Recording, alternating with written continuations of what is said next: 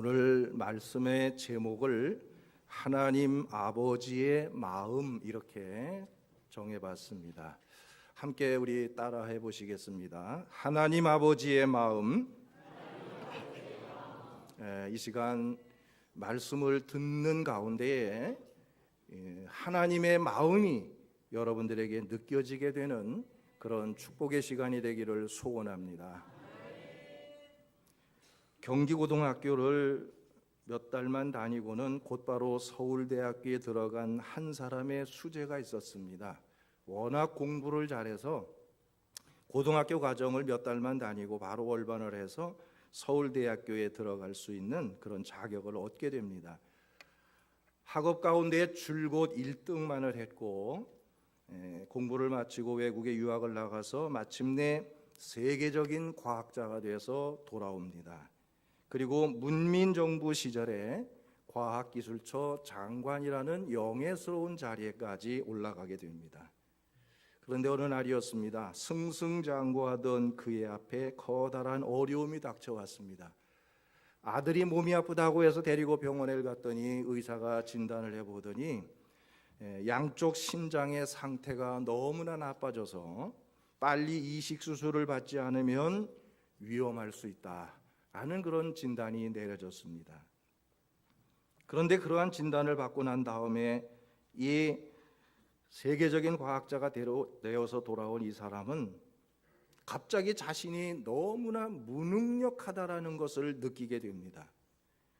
지금 자신이 가지고 있는 세계적인 그리고 정말 천재적 과학자라고 하는 이러한 화려한 명성도 그리고 한 나라의 과학기술처 장관이라고 하는 커다란 권력도 몸이 아픈 아들을 위해서는 아무런 것을 해줄 수가 없었습니다.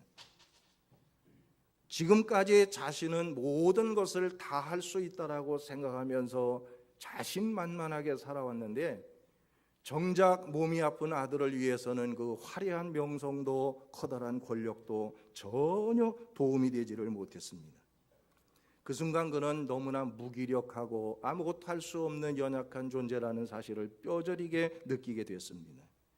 그는 결국 하나님 앞에 나가서 겸손히 무릎을 꿇었습니다. 그리고 하나님 앞에 눈물로 기도했습니다. 하나님, 제가 너무 교만했습니다. 저는 너무나 무력하고 연약한 존재입니다. 지금 죽음의 문턱에 서 있는 사랑하는 아들을 위해서 내가 해줄 수 있는 것은 아무것도 없습니다. 하나님, 나를 좀 도와주세요. 하나님 앞에 간절히 부르짖어 기도했습니다. 간절히 기도하는 데에 하나님께서 그에게 한 음성을 들려주셨습니다. 네 신장을 주어라. 그는 그 자리에서 일어나서 말씀에 순종하고 아내와 상의하고 병원에 달려가서 몇 가지 검사를 받은 후에 자신의 신장을 떼어 아들에게 줍니다. 아버지의 신장을 이식받은 아들은 그 후 빠르게 건강을 회복하게 되었고 그리고 지금까지도 아주 건강하게 살아가고 있다고 하는 그런 간증을 들었습니다. 이 이야기는 명지대 총장을 지내셨고 전 과학기술처 장관을 지내신 정근모 박사님, 정근모 장로님의 이야기입니다. 자신의 신장을 떼어주어서라도 아들을 살려내고자 하는 아버지의 마음, 자신의 모든 것을 주고서라도 자식이 사는 길이 있다면 그 길을 택하고 싶은 아버지의 마음을 잘 이야기하고 있는 그러한 간증이라고 저는 들었습니다. 또 이런 감동적인 이야기도 있습니다. 프랑스 최고의 다큐멘터리 제작사인 본 피오스가 제작한 펭귄 위대한 몸이라는 다큐멘터리의 내용인데 이 다큐멘터리는 남극의 혹한 속에서 황제 펭귄들이 생명을 잉태하고 또 새 생명을 탄생시키는 그런 감동적인 내용을 소개하는 다큐입니다.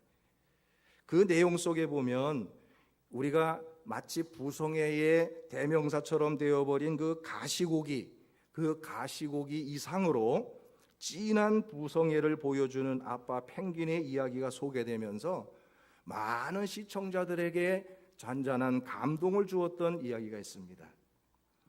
남극에 서식을 하는 이 황제 펭귄들은 짝짓기 기간이 되면 이제 각각 바다에서 나와서 조상대대로 새로운 생명을 탄생시켜온 오모크라고 하는 특별한 장소를 찾아간다고 합니다. 그 찾아가는 과정에 많은 어려움이 있지만은 그것을 묵묵히 견뎌내고 먼 거리를 여행해서 그곳을 찾아가서 곧 거기에서 짝짓기를 한 뒤에 얼마 후 소중한 알을 낳는다고 합니다. 그런데 알을 낳기 위해서 기진맥진했던 이 어미는 알을 낳은 후에 알을 조심스럽게 아빠 펭귄에게 넘겨주고는 다시 바다로 나가서 먼 거리로 여정을 떠난다고 그래요. 그 길이 하루 이틀이 아니라 몇 달씩 걸리는 그런 여정이라고 합니다. 이제 알을 어미에게로부터 넘겨받은 아빠 펭귄은 그때부터 3, 4개월을 아무것도 먹지 않고 오직 그 품은 알을 부화시키기 위해서 알을 품는다고 합니다.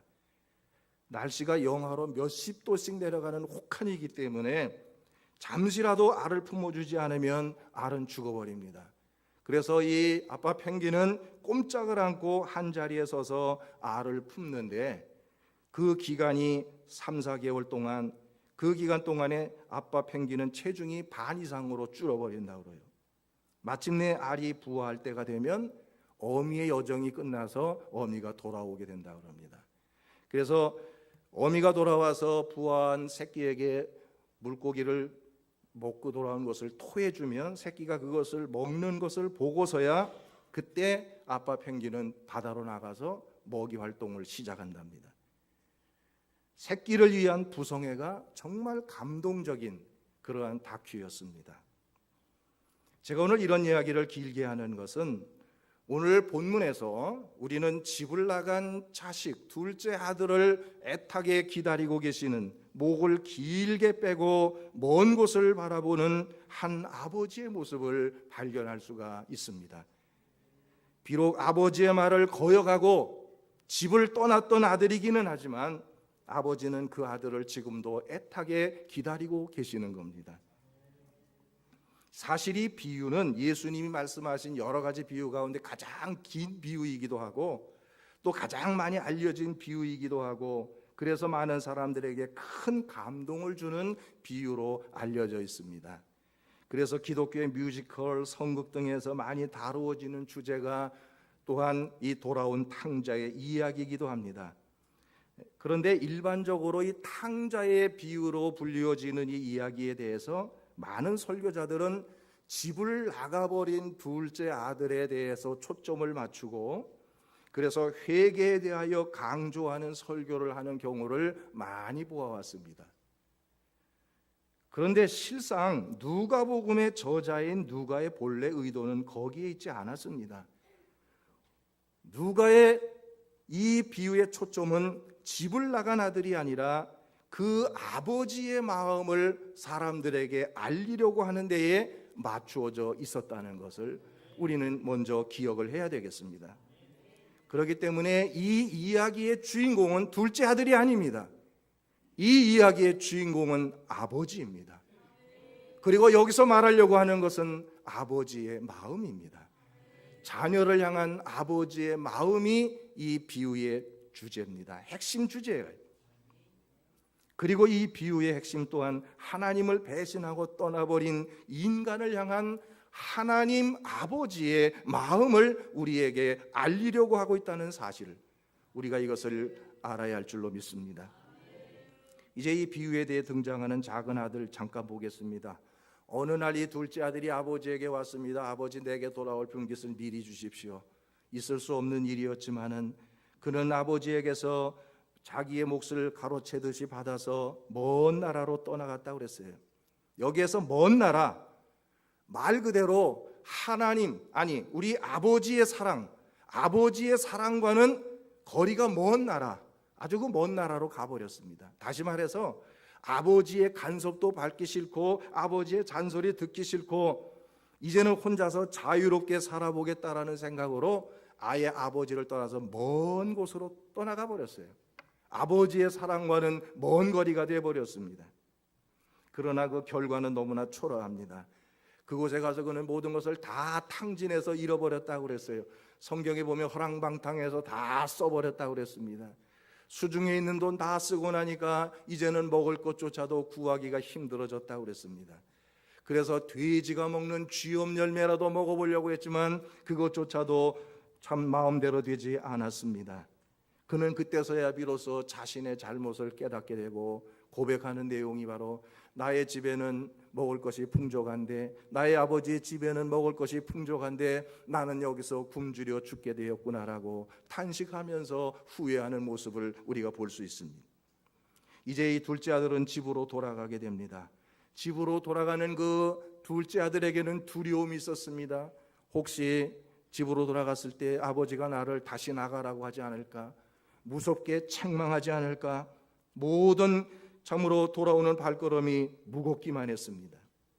그러나 여러분, 이런 둘째 아들의 생각과 아버지의 생각은 전혀 달랐습니다.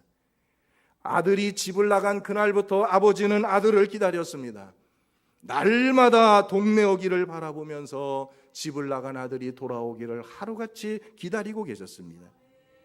그리고 결국 돌아오는 아들을 발견하고서는 너무나 기쁜 나머지 참지 못하고 먼 거리를 달려나가서 그 아들을 얼싸안고 춤을 추며 기쁨의 눈물을 흘렸다고 본문은 기록하고 있음을 보게 됩니다.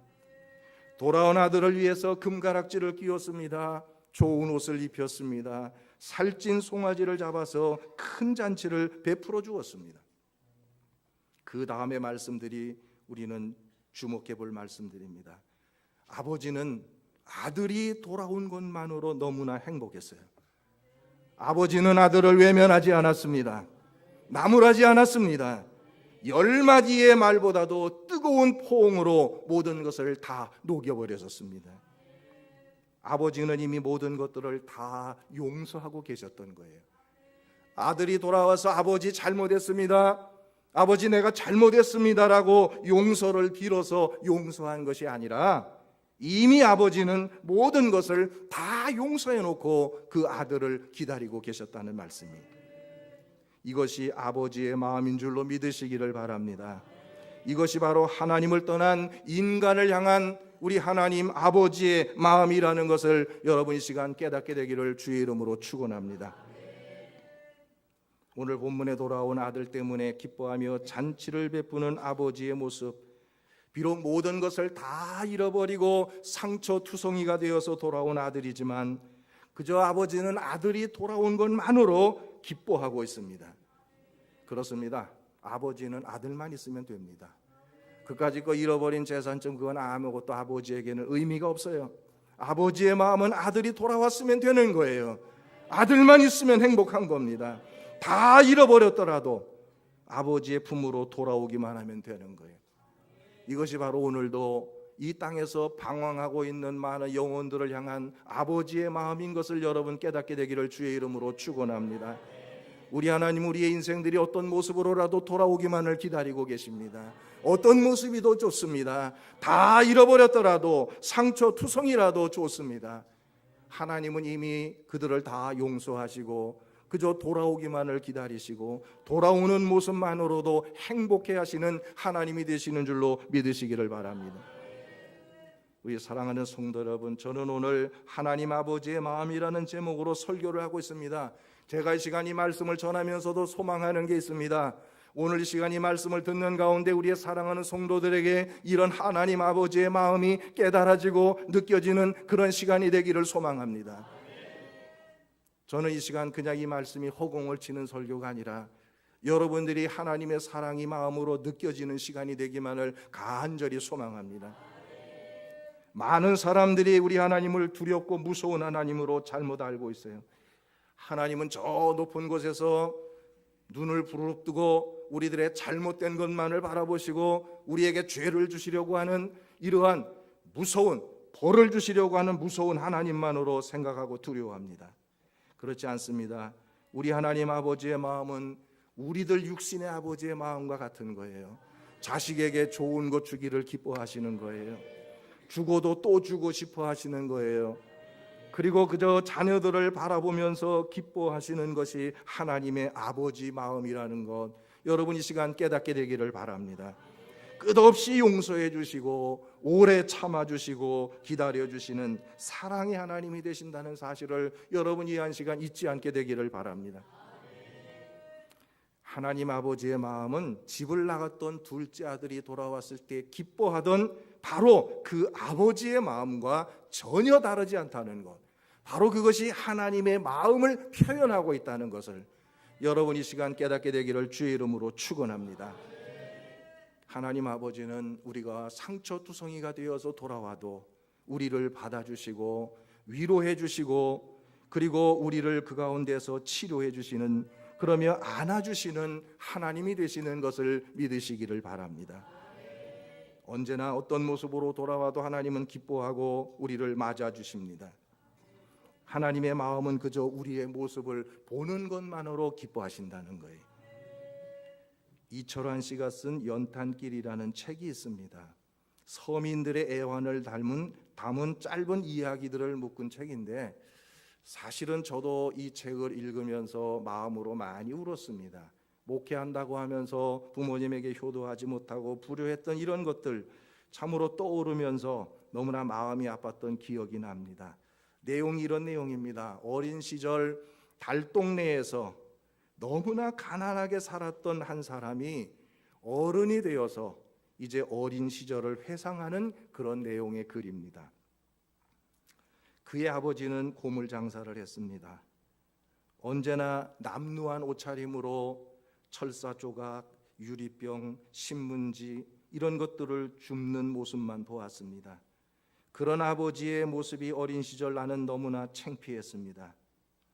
형편이 조금 나아져서 조그만 식당을 하다가 그마저 실패하고 어머니가 우유 배달을 하며 우리 식구들은 근근히 연명을 했습니다.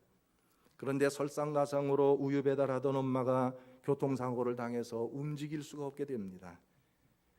우리의 가정사는 점점 더 어렵게 되고 고통스러운 시간들은 계속됐습니다. 어느 날 천둥번개가 치고 폭우가 쏟아지는데 지붕에 이곳저곳이 새어서 물이 줄줄 흘러내립니다. 나는 시험 공부를 해야 되는데 비가 새서 도무지 책을 펴놓고 공부할 자리가 없습니다. 이곳저곳에 양동이 다 꺼내놓고 세숫대야 다 놓아도 아무 소용이 없습니다. 그 순간 나는 하나님 아버지를 원망했습니다. 왜 우리 아버지는 이렇게 가난하고 무능해서 우리 가족들을 이렇게 힘들게 하는가? 아버지를 무척이나 원망했습니다. 그때 아버지가 슬그머니 일어나서 바깥으로 나가셨습니다. 그리고 몇 시간이 지나도 돌아오지 않았습니다. 저녁 때가 되어도 아버지는 돌아오지 않았습니다. 걱정이 되어서 어머니와 함께 아버지를 찾아 나섰습니다. 동네를 다 돌아다녀 보아도 아버지의 모습은 보이지 않습니다. 이미 어두워진 시간인데 아버지가 돌아오지 않게 걱정을 하며 집으로 돌아오고 있었습니다. 그런데 우리 집 지붕이 웬 시커먼 물체가 비를 흠뻑 맞으면서 지붕을 비닐로 덮느라고 애를 쓰고 있는 모습이 보였습니다. 자세히 보니 아버지였습니다. 아버지는 시험 공부를 해야 하는 아들을 위해서 지금 몇 시간째 비를 흠뻑 맞아가면서 지붕 위에서 뚫어진 지붕을 수리하고 계셨던 것입니다. 오랜 세월이 지난 후 장성하여 어른이 된 아들은 그 옛날 시험 준비를 하는 아들을 위해 장대비를 맞으며 지붕에 올라가 비가 새는 곳을 비닐로 덮으며 지붕을 수리하시던 아버지를 생각하며 홀로 눈물을 지었습니다. 이제야 비로소 아버지의 그 크고 넓은 사랑을 알 것 같았기 때문입니다. 참으로 저는 이 글을 읽으면서 너무 마음이 아팠습니다. 어쩌면 우리들의 모습을 그린 것 같아서요. 우리가 성숙해져서야, 어른이 되어서야 아버지의 사랑도 알고 어머니의 사랑도 아는 것처럼 우리의 신앙도 마찬가지인 것 같습니다. 우리의 신앙도 성숙한 신앙이 되어야 아버지 하나님 아버지의 마음을 알 수 있을 것 같아요. 여러분 이 시간 하나님 아버지의 마음이 느껴지십니까? 오늘 이 시간 여러분들에게 이러한 하나님 아버지의 마음이 느껴지는 축복의 시간이 되기를 축원합니다. 우리 하나님 아버지의 마음은 우리 아버지의 마음과 똑같습니다. 좋은 것을 주고 싶어 하시는 거예요. 언제라도 우리를 맞아주시고 우리와 함께 있는 것만으로 행복해 하시는 것이 아버지의 마음인 것을 믿으시기를 바랍니다. 우리 사랑하는 천안영문의 성도 여러분, 지금 우리는 50일 전도 운동 기간을 지내고 있습니다. 여러분에게 전도 대상자들을 작정해 달라고 카드도 다 나누어 드렸습니다. 우리가 나가서 해야 될 일은 전도하는 일인데 우리가 전도를 잘못 이해하지 않았으면 좋겠습니다. 우리가 전도를 왜 합니까? 왜 전도를 해야 합니까? 교회를 성장시키기 위해서 전도하는 겁니까? 이 자리를 채우기 위해서 전도하는 겁니까? 아닙니다. 교회 성장시키기 위해서 전도하는 것 아니고 이 자리를 채우기 위해서 전도하는 것 아닙니다. 그것이 하나님을 기쁘게 해드리는 일이기 때문입니다. 그것이 하나님의 가장 큰 소원이기 때문에 그렇습니다. 그리고 우리가 하나님의 기뻐하시는 일을 위해서 전도할 때에 그 결과가 교회의 성장이라는 결과로 나타나지게 된다는 사실을 믿으시기를 바랍니다. 여러분 나가셔서 이러한 하나님의 아버지의 마음을 가지고 전도하시기 바랍니다. 하나님은 지금도 죽어가는 영혼들을 애타게 기다리고 계신다는 사실을 여러분 기억하시고 그러한 심정으로 나가서 사람들에게 하나님의 말씀 복음을 전하고 지금도 하나님은 당신을 사랑하고 계십니다. 돌아오기를 애타게 기다리고 계십니다라고 전도하시기 바랍니다. 이 시간 저는 우리 사랑하는 모든 성도들이 우리 하나님 아버지의 마음을 알아서 지금도 죽음을 향하여 달려가는 영혼 구원을 위해서 이제는 아버지의 마음의 그 심정으로 달려나가서 복음을 전할 수 있는 우리 천안영문의 모든 성도들이 될 수 있기를 주의 이름으로 간절히 축원을 드립니다. 여러분들이 나가서 전하는 그곳에 하나님이 함께 하시고 역사하실 줄로 분명히 믿습니다. 이와 같은 축복이 함께 하기를 축원합니다. 기도하겠습니다. 거룩하신 하나님, 우리 하나님은 바로 우리들 아버지의 마음과 같아서 언제나 우리에게 좋은 것 주시기를 원하고 주고도 또 주고 싶어 하시는 것이 하나님 아버지의 마음이라는 것을 알게 하심을 감사하나이다.